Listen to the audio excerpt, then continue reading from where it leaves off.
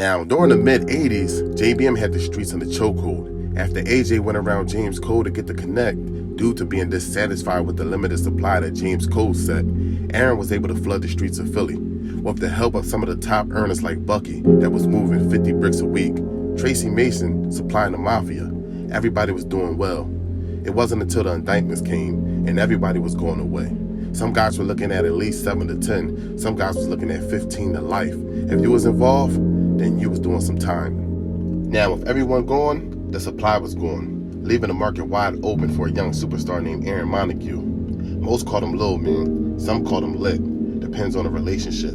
He got control of some of the most lucrative blocks in West Philly. He blew up overnight.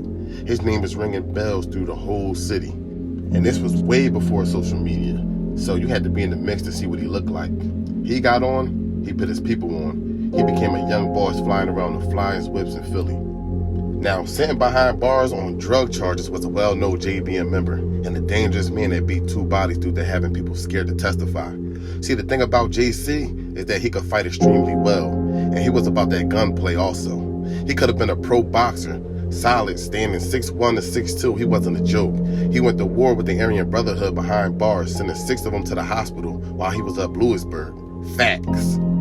Now, he heard what was going on in the streets, and he would tell guys over the phone, when he gets home, it's on. He was released on parole for 4 years, and just like he said, it was definitely on. You know, in the mafia where guys would go away to prison, someone will take over their rackets, and when they come home, they expect their rackets or some type of compensation. But that was pretty much how it was. But instead of taking back what was his, he wanted to shake down everyone. Everyone was going to pay.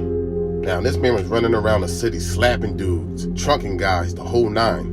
You was giving it up if he was there. Now, he did some things to some people that I'm not even going to say. Just think of the worst thing someone could ever do to a man. Now, if you know what I'm talking about, put it in the comments. But everyone talk about Wayne Perry. I could name 10 Philly legends that was doing the same thing or even more. And I'll tell you one thing about these Philly legends. They never had a problem making bail. Now, within 2 to 3 months, he was already collecting money all over Philly. Especially if you was soft, you was paying. You didn't want to piss JC off at all. He could go 0 to 100. So guys were scared to be around him. Now, some of his guys that came home around the same time as him, they distanced themselves from him because they didn't agree on how he was moving. Now, with him putting in all the work, having guys pay tax, he just had one more stop, and that was 46 and Parish. That was his baby. He grew up on the projects around that area in West Philly, and that was the block that was doing numbers. But the problem was, Little Man had 46 and Parish. JC wanted what was his, and Little Man knew. He heard of JC. He knew exactly who he was, a monster. He knew the reputation and had the respect for the ones that came before him. Now, Little Man had an understanding that that was JC stripped, and he went away so it wasn't his anymore. That's part of the game. If it was the other way around, he knew that's just something that you charge to the game. Now, with that understanding, he was willing to compromise with JC and give him a take. It wasn't out of fear, it was out of respect. Little Man was a businessman, and he didn't have to give JC anything. But Little Man looked at it as everyone could eat. Now, unfortunately for JC, that offer wasn't enough. Little Man turned his back and pretty much said it's either that or nothing. So it sparked a war. Guys heard of what was happening and immediately switched sides. They went from being with Little Man to side with JC because they knew who JC was. They knew he was a monster. But they was definitely sleeping on Little Man. That was the biggest mistake they could ever make. They never saw Little Man in action. And Little Man knew he had to bring it. It was on site, the broad day shootings involving a bus with handicapped children. Little Man workers would get kidnapped and given up stashes.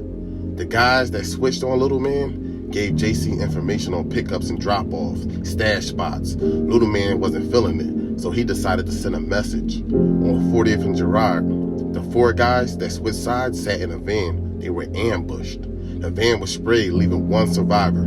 It was a hit ordered by Lit, letting people know the consequences for going against them. Machine guns, shotguns, assault rifles, they tore West Philly up.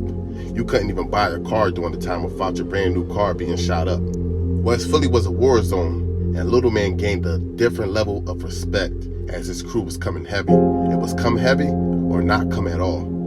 I'm not gonna lie, the new faces around JC wasn't really built like that. They was rocking with him out of fear. Now, they was far from what he was, and don't get it twisted, this wasn't the same JBM from the 80s. They didn't even know how to move. Now, during that time, JC was chasing wreck heavy. Little man had workers scared to stand outside the hustle. Now, JC would walk up on them, slap them, and take their gun and they work. But if you looked at the score, Little man was up. JC had the muscle. Little man had the brains. Jail would either change a person or make them worse.